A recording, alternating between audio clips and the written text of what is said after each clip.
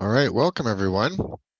We're going to get started. This is our second annual transitioning to kindergarten and K registration Q&A information session. So thanks to David Vandergooten from Assistant Superintendent from SD42 and Melanie Scarcella from Learning Services, who's going to be presenting to us tonight for new and returning K parents. For any of you who have questions, please feel free just to raise your hand if you're in Zoom, or if you're watching us on YouTube, to just type your question into the chat, and we'll post it from the YouTube chat into Zoom. There is about a 20-second delay from YouTube to from the Zoom, but we will get to all your questions. So first of all, before we start tonight, we'd like to acknowledge and we are grateful that the work of DPAC and our PACs takes place on the traditional and unceded territories of the Hunkaminam-speaking people of the Katzie First Nation and Kwantlen First Nation. And to our Métis partners and friends, we see you, we hear you. We recognize that there's still work to be done on this path to truth and reconciliation. And we are committed to the ongoing process of reconciliation. And included in the PDF will be some resources on Indian residential schools, publications for grade 5 to 12 on Every Child Matters, information on that, and a TEDx YouTube video on cultural safety education as the Blueprint for Reconciliation by Len Pierre, and Reconciling History lecture by Cindy Blackstock. And those links will be included in the PDF as well. And Tush, do you want me to keep going, or do you want to take this from here?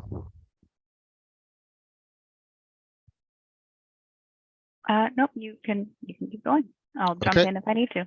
Okay, so for all of those parents who are joining us tonight, you are either already PAC parents if you have a student registered in school. If you are brand new K parent in our district or in many PACs, you certainly are a PAC parent from the moment your child begins attending, and some PACs allow for parents to be a full PAC member, including holding office and voting at PAC meetings once you are registered and your registration is confirmed at your school.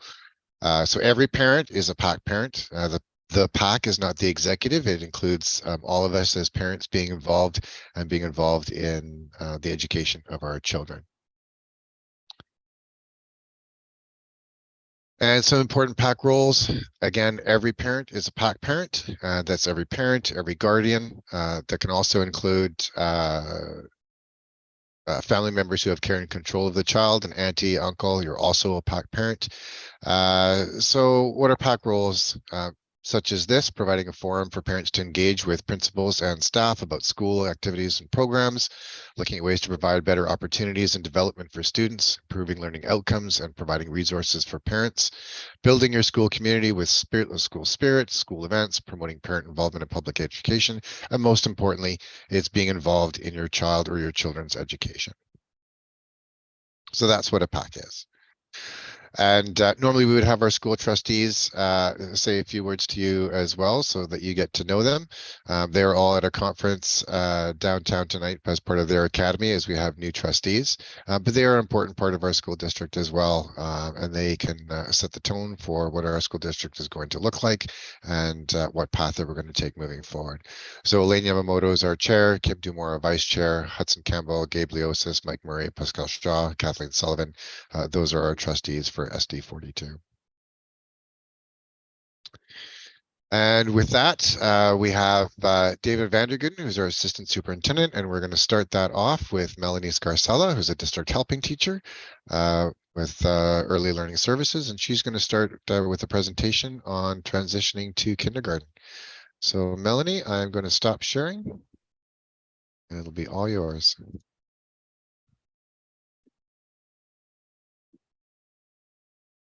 And can you see my screen? Yep. But you're not in slide presentation mode. There we go. Okay, thank you. Good evening, everyone. It's really nice to virtually meet you. And you may have some questions you could put in the chat, and I'm sure David will have a look there to pause me if necessary.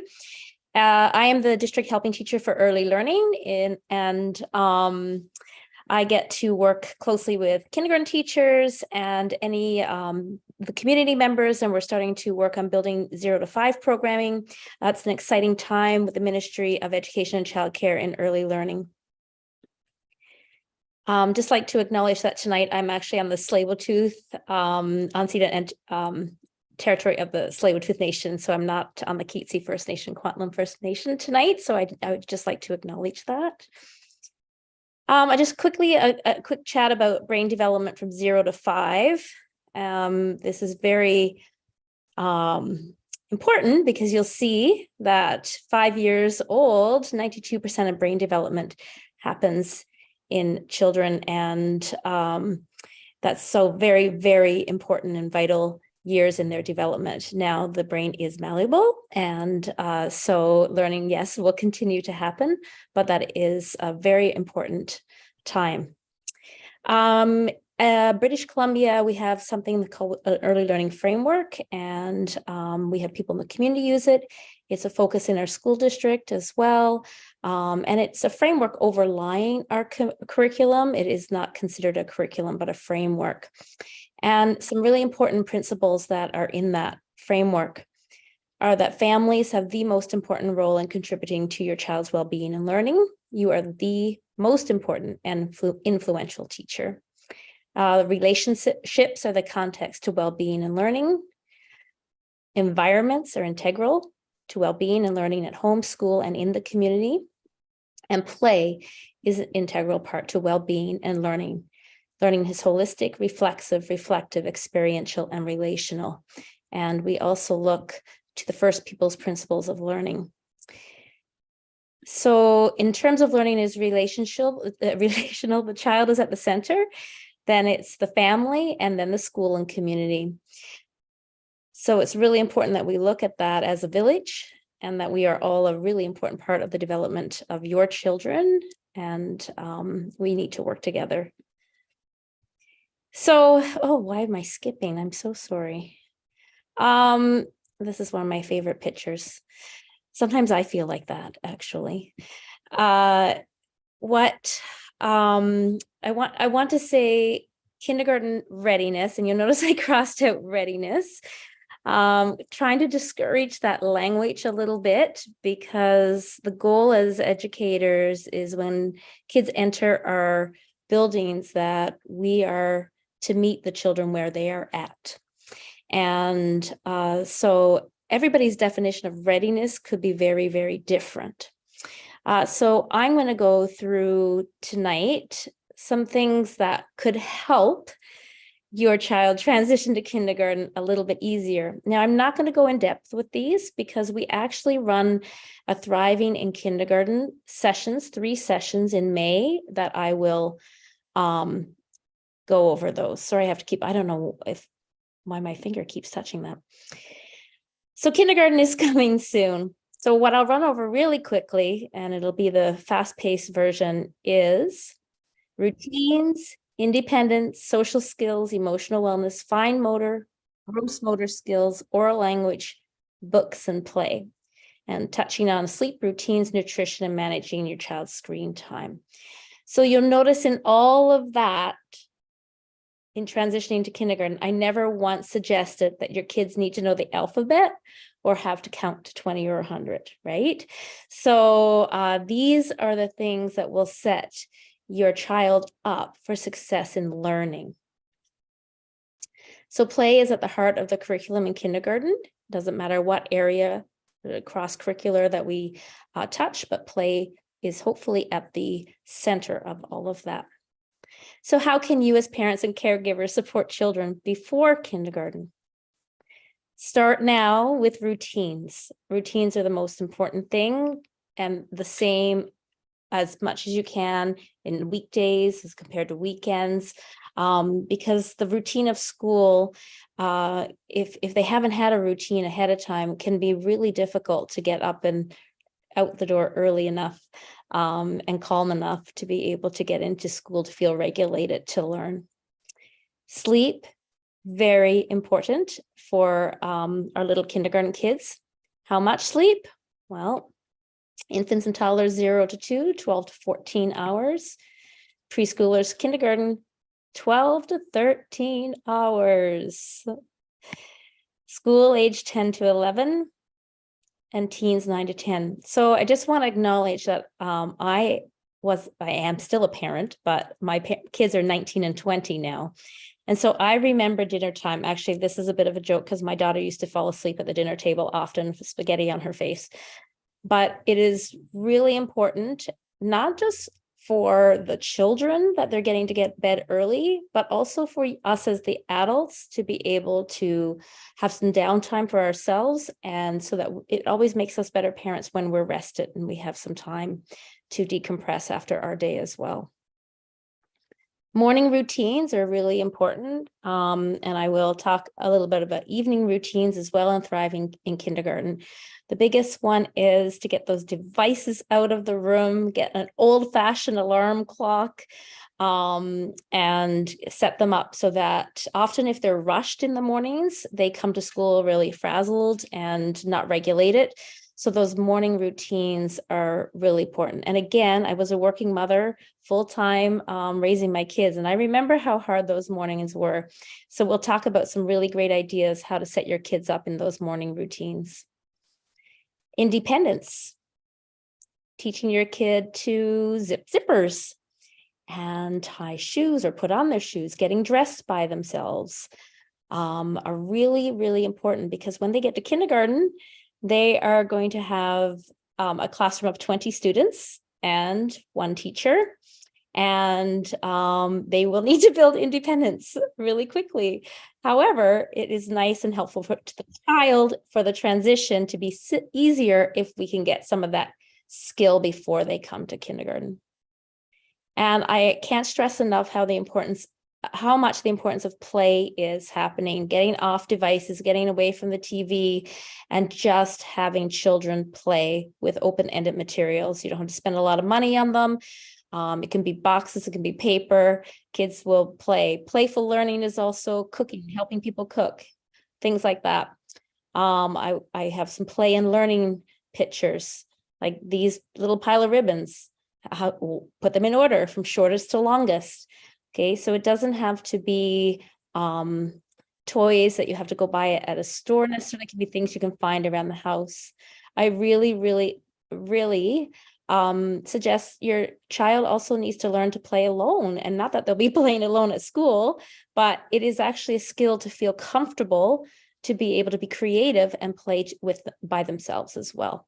But playing with others is a big one, because that will happen, and often in big numbers, right, when they're at school. And if they haven't had the opportunity to play with others before they get to kindergarten, it can be really, really tough to walk in a classroom of 20 and then have to navigate sharing and all those wonderful things.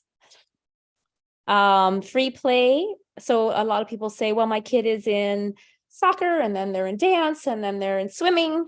I would highly suggest that organized play is great, but I highly suggest free play, and just letting your kids figure out what play is for them is really, really important as well. And they're in some places now. I know the American Pediatrics Association has actually given doctors permission to actually prescribe more playtime for children. And that's a little bit sad to me, but I think that's sort of where we are, and we need to grab that back. We need to get kids outside and socializing. So in helping develop social competence and emotional maturity, play is a really big part of that. It's actually, we say, the work of a child. It's actually how their brain makes connections. So the social skill piece, playing with others, is really important. I'm going to tell you some things that you can come and join us at the school district with. Emotional wellness, checking in with your kid. I always said our check-in for our family was at dinner time. We really tried to eat dinner together, no devices, and asked questions about the kid's day. And sometimes it was long-winded and sometimes it was short, but it was a really good check-in every day. Fine motor skills. We're seeing a real change in fine motor skills in children. This is the precursor to printing and writing and all those things.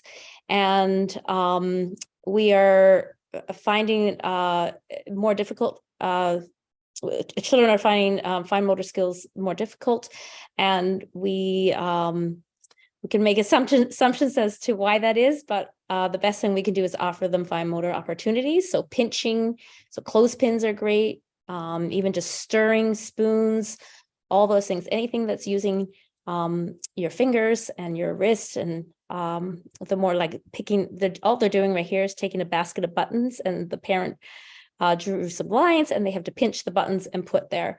And these are all precursors to doing some really great holding of a pencil properly.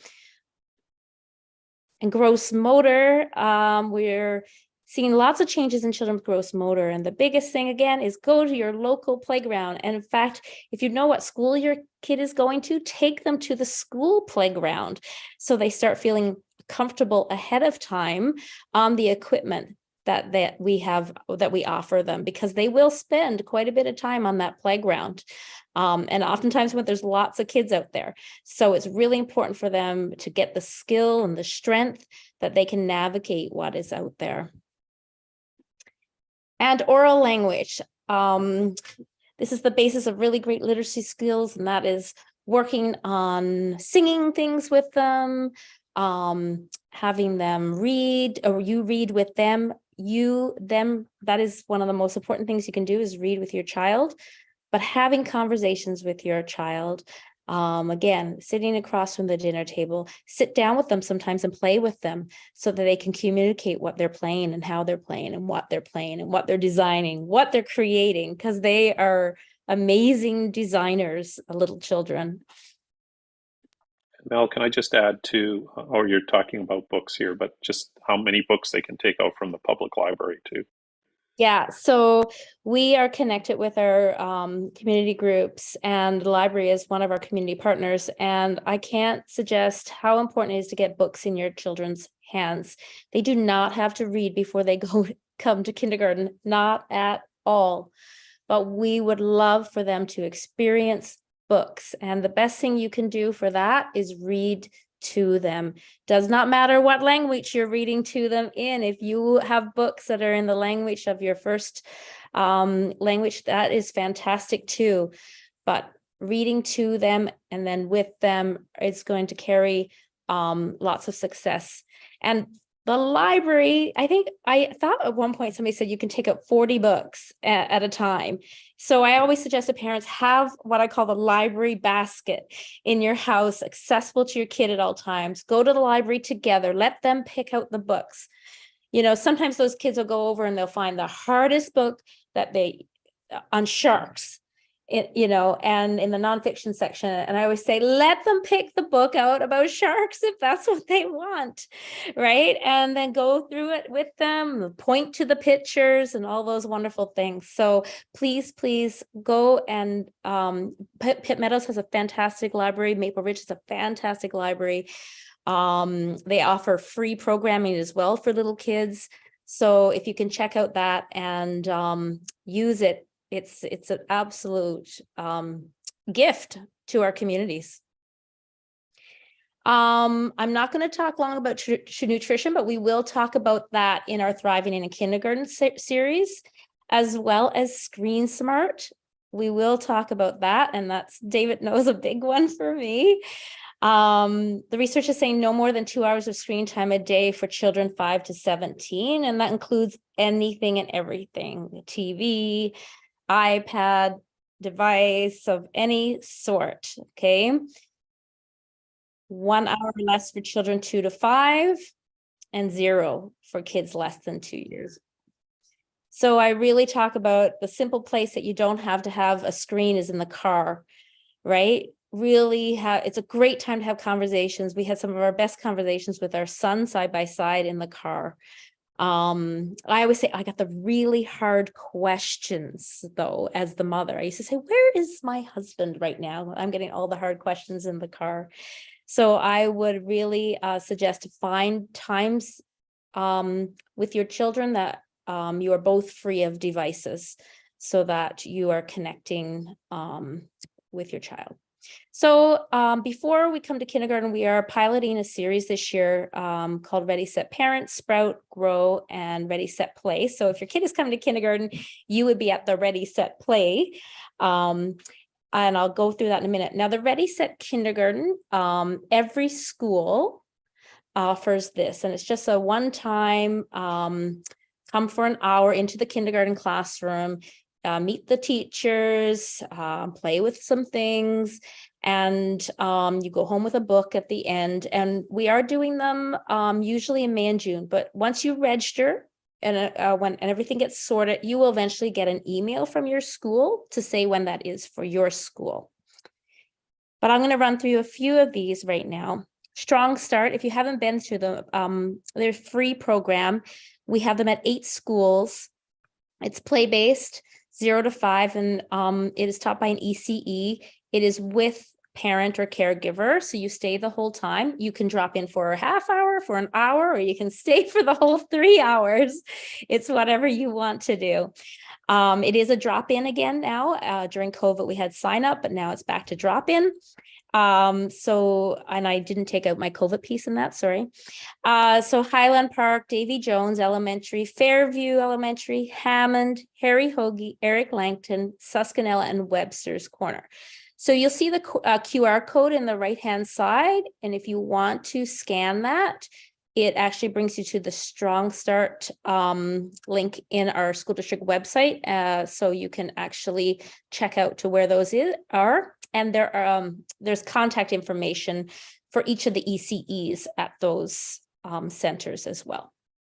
Mel, can I just add one more piece to that? That if your catchment school is not one of those 8, you can still attend any one of our Strong Start centers. Absolutely, that's good. Yes, it is for anyone to come. And I really strongly suggest it if you can drop by with your child, because it's a great time for them to play. So the Ready, Set, Learn series, and you would be, well, if you have other younger kids, you can look at these. But the Ready, Set, Play is for 4-year-olds, or I know if you have a January or February baby, then they'll be 5 already, and that's okay. They can come too. You can scan here if you want to get to this page. And we're doing this in with our community partner, the Family Education and Support Center. And I'm working really closely with Natalie, the Family Navigator. And we will be doing this together along with our ECEs. And it will be held out of the Early Year Center at Webster's Corner. So you are welcome to register for the Ready, Set, Play if your kid is going to be coming to kindergarten.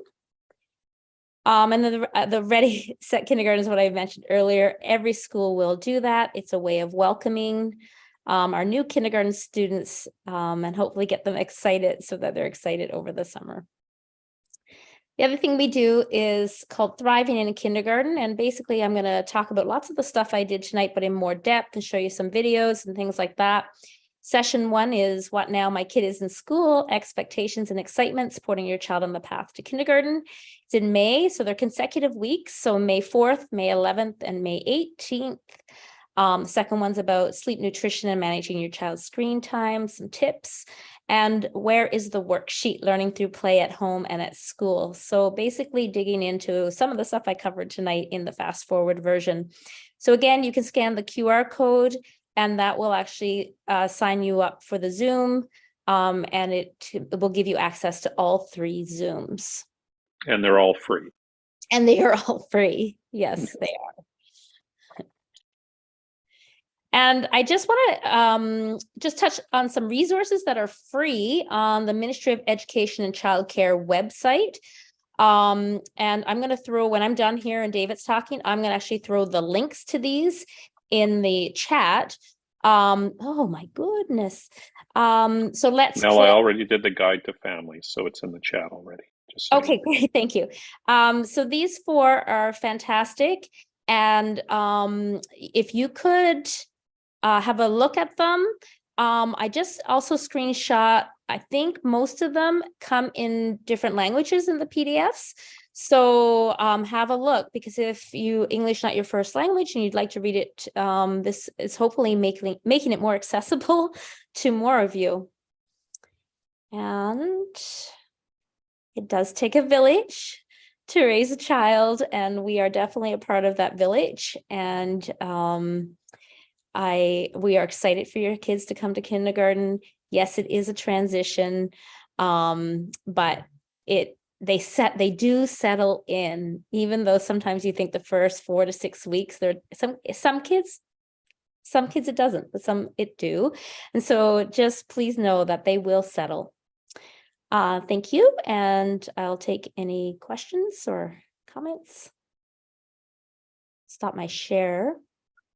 We do have a question in the chat regarding kids that were born in November, December, Okay, so and how to know if they're ready for school in September or not. Nadima, mine was a late October and my son was a late November, and we went for it. And again, just knew that wherever they were, that's where we felt that they had to grow from, right?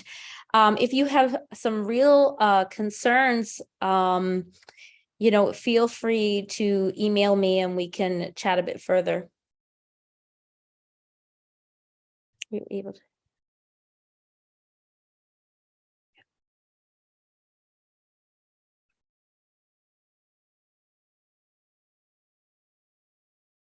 Anyone?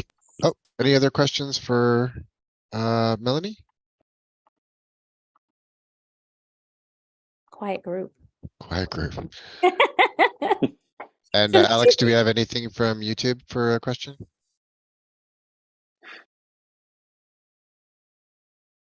Nope, not of yet. Okay. All right. Well, thank you very much, Melanie, for all that great information. I'd encourage parents to look at the resources that are available and look at participating in those sessions that are available to parents. All the tools and resources that we can get as parents to prepare our kids those are the tools and resources that we can use to help our kids be successful. So thank you very much, Melanie. Melanie, are you sticking around in case we get any other questions, or? Yeah, I'll be here for the whole session. Okay, great. Thank you. All right, thank you. So if any other questions about that come up, please just pop it into the chat. And yes, even for those who missed the beginning, it is live and will be saved on our YouTube channel. So so feel free to look at it on our YouTube channel, and we can put the link in the chat as well. So with that, David, thank you very much, and go ahead with our next step. Thanks a lot, Chris, and good evening, everybody. My job is to hopefully walk you through the process to register for K. I'm hoping that by the end of this short presentation, you'll feel more comfortable about the process. You'll know the dates of when to register, the time, and also the steps that you can do now so you can prepare for that day when it does occur. So I wanted to bring to your attention the district website.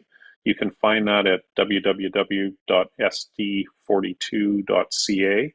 And the page that you see here, you can get to from under the Parents tab, and then you go to kindergarten registration. And as you can see here, everyone can see my screen, right?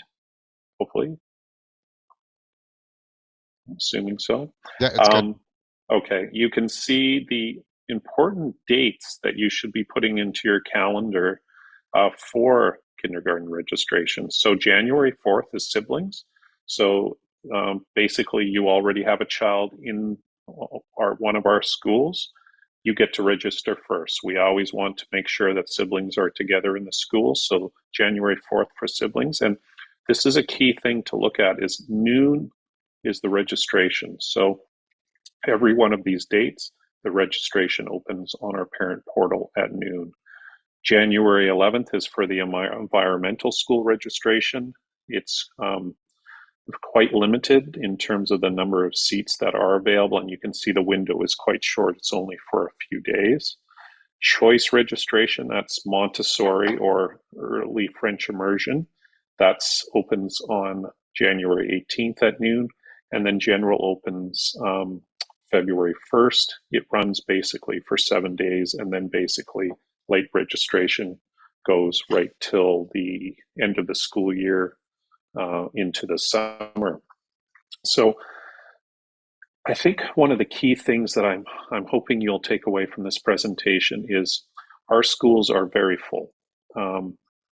We had some students who, or some parents who registered for their catchment school even 3 to 5 minutes after registration opened, and they did not get into their catchment school. We did find them a place, usually just down the block, but it's important to know that many of our schools are very full, and you should be right there when the registration system opens and be prepared. And that's what part of my presentation is going to be on.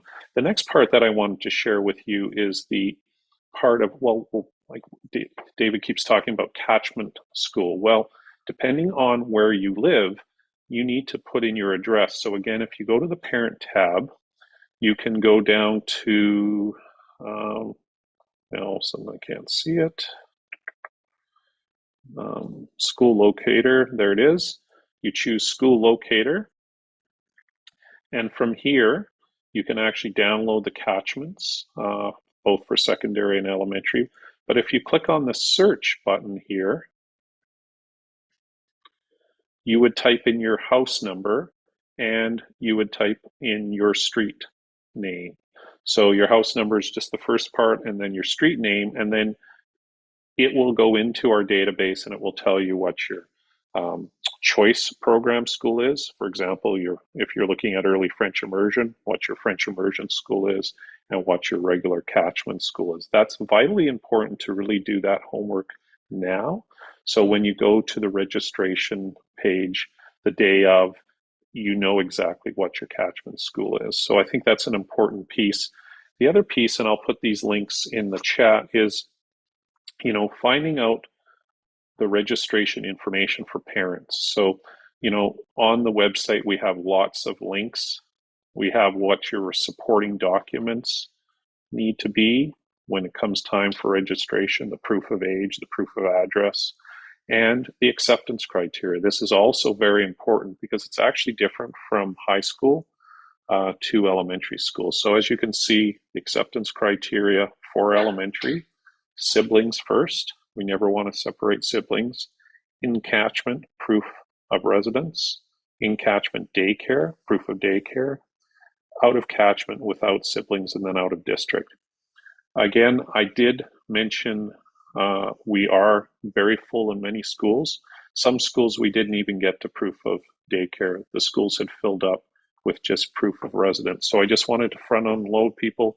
Just because you may be in a daycare of a school that you desire, that doesn't guarantee you a spot.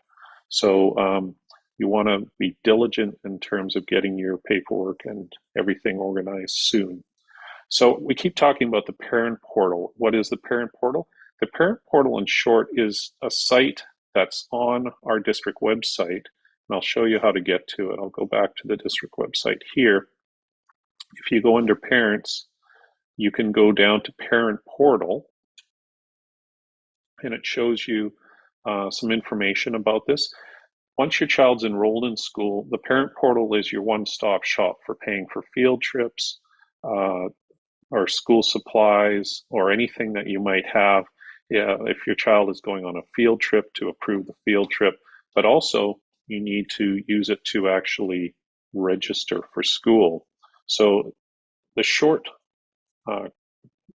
address for it is parents.sd42.ca. When you click on that, this is what it looks like. And for some folks, if they decide to wait till noon to start this process, it can be nerve-wracking. So what we wanted to do in the district, and has done so for a number of years, is you can go in and parent, and you can create a parent account today. So I'm just going to, so you can see here, first time visiting, new parent registration. Go in there, create your parent account. You do not have to have a child registered in our school system yet to create your parent portal account. Once you've done that, I've got a parent account, even though my kids are already graduated. Let's see if I can do that. Once you've done that, you'll get a screen that looks like this once you've logged in. And this is one of the, I think, most useful features is you can actually click on a practice form. And what that does is when you click on this practice form, it actually takes you through the entire registration process, just like you will get the day of registration. So you put in all your information. It's actually so close to the actual thing, it won't let you flip screens until you've completed everything. My suggestion is you do that, because you don't want to hit a wall when you're in registering and go, oh, I didn't know I needed the, this bit of information, and then scrambling the day of. You want to go through this process now, find out all the information you need. But even if you hit a snag when you're actually registering the day of, and this is something that I think is really important for folks to know, is the timer, the timestamp from when you register actually starts as soon as you click into the site. So if you get into the site at 12 noon and 30 seconds, that's your timestamp. You can take up to 12 hours to complete your form, but your timestamp is when you logged in. So once you're in there, you don't need to rush. If you need to come back in and finish the form, you can do that, but you have a 12-hour window before you have to re-register. So that's one of the key things that you want to look at as you're moving forward. And then again, you don't want to wait till 12:30, especially if you're in a school, catchment school that might be filling up. And if you're not sure if the school is tight in terms of enrollment, I would encourage you to reach out to the principal today, or not today, but sometime over the next couple of weeks, and just say, how full are you?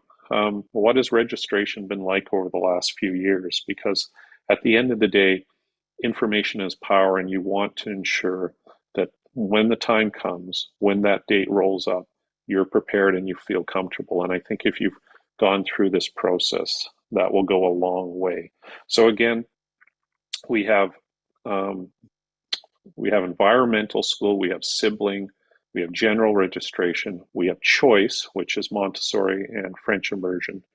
And all of those dates are set out in that original document. I just want to also share with you, to go back to the website,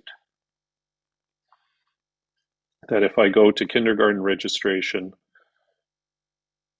all those dates, like I said, are there, but you can also download the kindergarten brochure, which is basically a one-stop shop that gives you all of the information. I'm going to just zoom in a little bit so you can see it. Talks about the parent portal, talks about the choices, gives you the dates, what supporting documents you need, and basically everything that I've covered here. We've also partnered with the public library.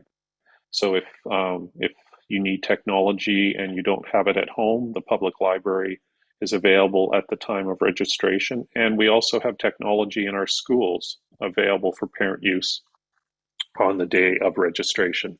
But the key is that you want to front-end load the school. You want to say, I'm planning to come in, I need to borrow a laptop to register, and they'll set that up beforehand so it's ready to go when you actually go into the school.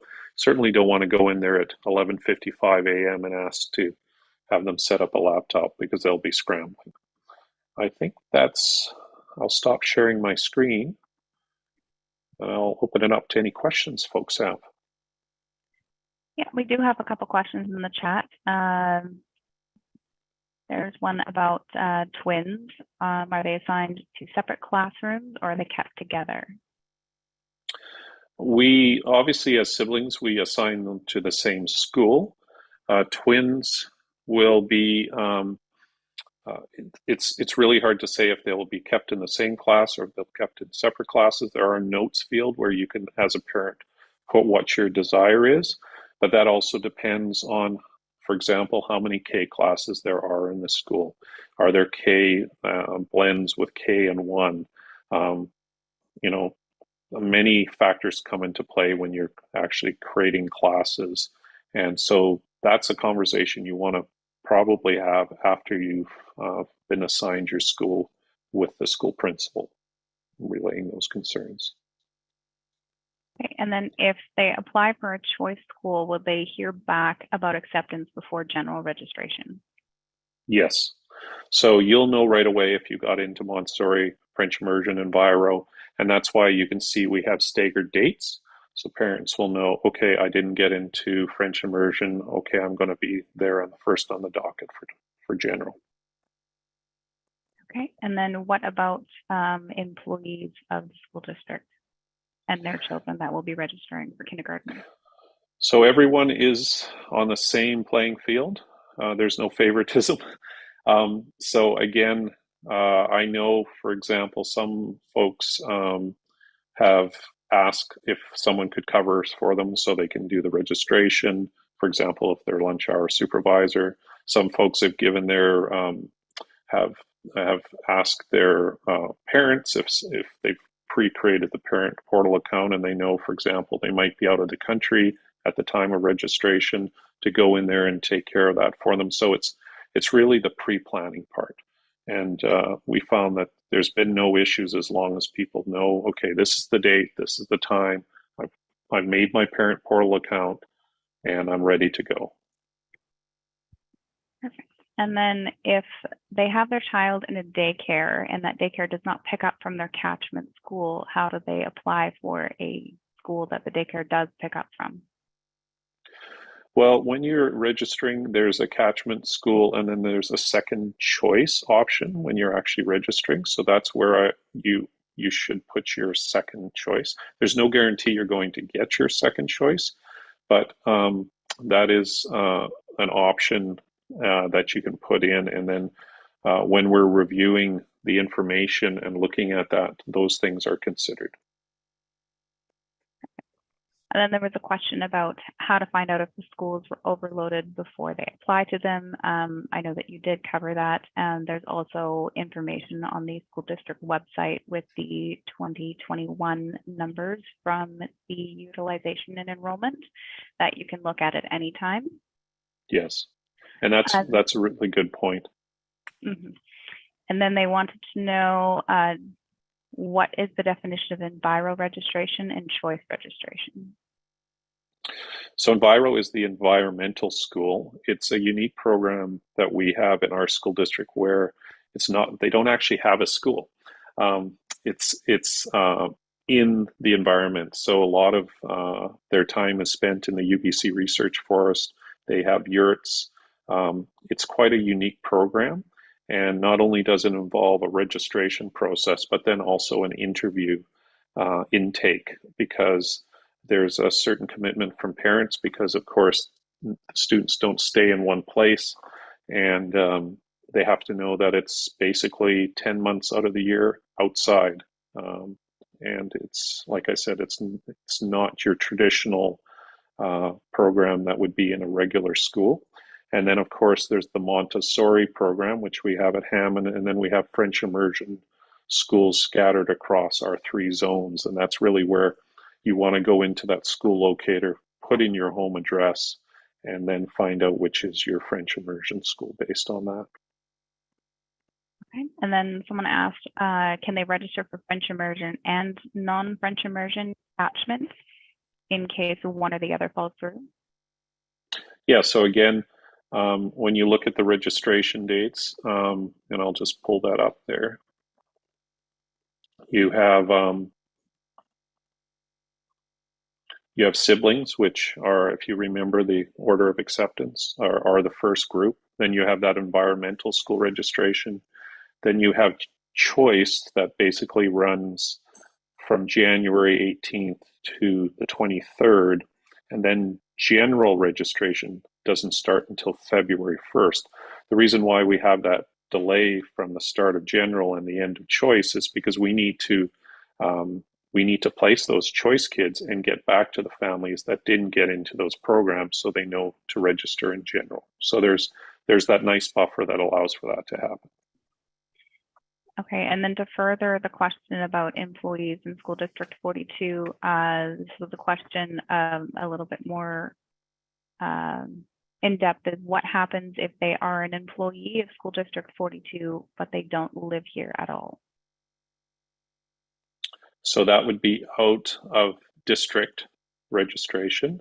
And if you look at that pamphlet that I linked to, that would be, they would still get into one of our schools, but in catchment and in catchment daycare would be in before those children. Okay, and then the last question we have in the chat is there an option of a third choice if the daycare picks up from more than one school and the other schools are full? No, there's only, to the best of my knowledge, I believe there's only two choices.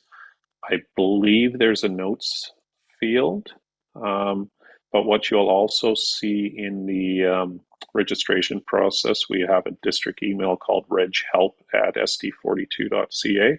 And that goes to my office, and you can further elaborate on the complexities of that registration. Make sure you have your child's first and last name, your first and last name, and those notes will go into the file so that they're looked at time of placement. Okay, and do you have to use your catchment school as your first choice? No, you do not. The system, we can sort, and sometimes that actually helps us. So for example, if we have a school where you know, the parents live in Pitt, or they live near Albion, but they work in Pitt Meadows and they really want to have their child attend a Pitt Meadows school. Well, that might actually work for us as a school district, because maybe there's less students wanting to attend that particular school in Pitt Meadows and lots of kids wanting to go to Albion. So many times we've met those requests, and it's actually helped right across the board.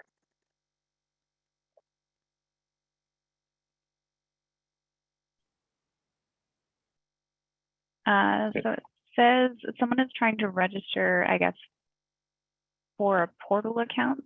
It says, I'm trying to register my child now, but there is no option showing for new requests. Do you have to wait until the new year to create their profile?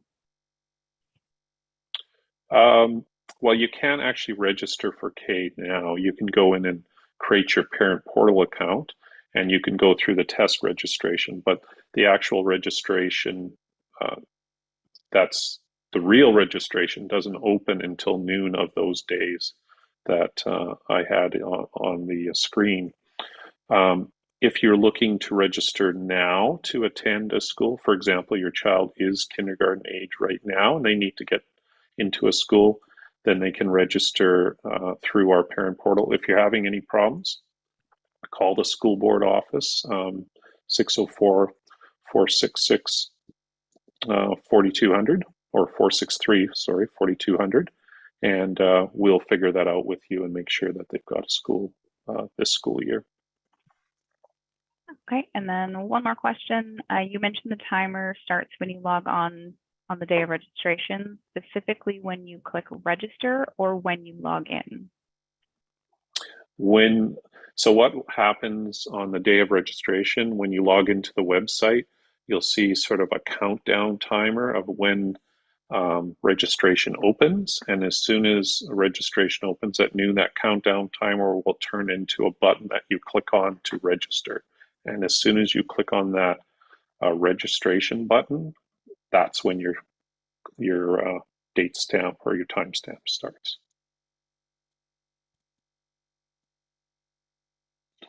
So really, just want to remind everyone, planning is so important here. Make sure you go into the portal.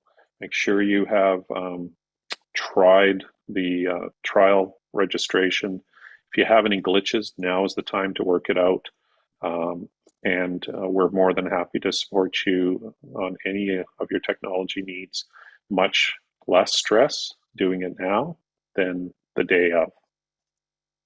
Okay, we still have a couple questions coming in. Sure. So if their kid has a birthday earlier in the year, say January, is it more likely that they will be put into a K1 split? Or No. what determines getting into a split class? A blended class is really not determined at all in the children's ages, especially in K1, because we don't really know the Ks. You know, sometimes there are intake meetings, but we don't. What we're looking for is we're meeting our collective agreement requirements on class size and composition, and we're looking at the number of divisions that we have across the school, and really that determines if we have K1 blends or if we have straight K classes and how many classes we have. So we do not look at age or birth date at all in those situations. Okay, are there any additional questions for David? Oh, we got one more. So if my child has close family in the school, will that be accounted for? Unfortunately not. Of course, what we look at is siblings, but cousins do not count. And that's been some hard conversations I've had with families regarding that, especially in schools that are very highly subscribed. So I would study that acceptance criteria. Again, remember siblings first, then in catchment, daycare, out of catchment, out of district. Those are if you remember that, that's our 5-point criteria. Perfect. And I don't see any additional questions. So we'll pass it back over to Chris. Thanks, everybody. Thank you. And I'll just add to what David said before. It's not just a level playing field. It's been that way for a long time, and whether it was when you had to line up or whether it's on portal, the same applies to principals with K students who are going into, and that all the K registration, unlike grade 1 and up, is actually done at the district level. So the principal can't help you with your kindergarten student. All the K registration is done at the district, and unless there's some other thing that may come up, it is completely separate, and whether you're a principal or the superintendent themselves, you have to go through the same K registration process as everyone else. So so that's important for everyone to know as well. And also, just so everyone knows, that all of the links that you saw here tonight will be included. We'll be adding a link to the PDF for all the slides that you've seen tonight, including all the links. So you'll be able to pull up all these, all the links that you see, including the information on the programs of choice, environmental school, French immersion, Montessori, Odyssey, for those who are looking at that, the kindergarten registration information or the dates, and all of the rest of the information. So I'd like to thank, oh yeah, and also the help desk in case you're having any issues getting logging into portal. But like David said, use the practice, go through the practice, and if you have any issues that come up, please get a hold of help desk or pass on your questions so that you are ready. We want to make sure that when it comes time to register, that you are prepared, that you know everything that you need to know, and that you're ready to go to that next step. Anything else I'm missing? No, I think I will just touch on twins. If you do have twins, and when you do get your acceptance into the schools, if you find that your twins are separated into different schools, that will get addressed and sorted out. You will not have to drop your kids off to 2 separate schools, but that has happened where they get assigned to different schools, but they will get put into the same school. So just make sure that the district knows that it happened, and they will get that rectified as soon as possible. And Trish, I appreciate you bringing that up, because actually in past versions of the forum, it wasn't as clear on the forum for twins. I think we've got it better this year. But again, there's no, the key is connect with us. Make sure you email Reg Help if you have any concerns, and we'll make sure that it's dealt with. I would also add to that, once you get notification what school your child will be in, if you have twins, often you might want to chat. Some people want their twins in 2 separate K classes, and some people want them together, right? That first year. So you might want to communicate that with the school, or on how you feel about that too.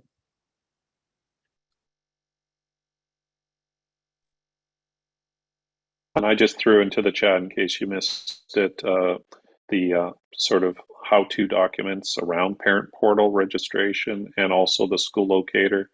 And then, of course, everything else can be found that I shared tonight under the parent tab under the district website, which I'll throw into the chat right now.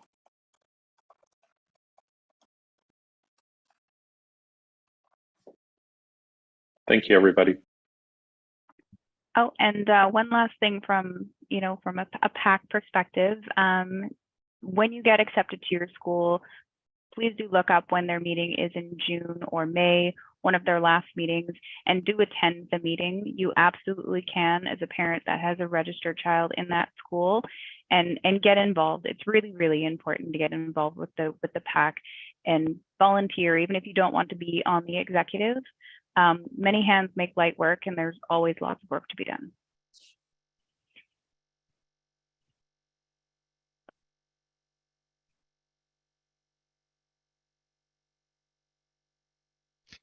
All right. Well, thank you, everyone. Thank you, David, for putting this together. Thank you, Melanie, for putting all this together and for putting up the sessions that are coming up next.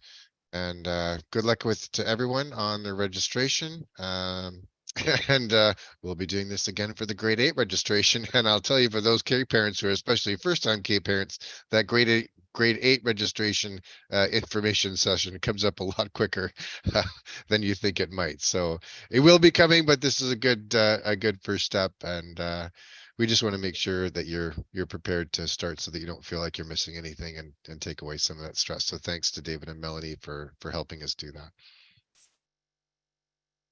All right. Good night, everyone. Thank you so much.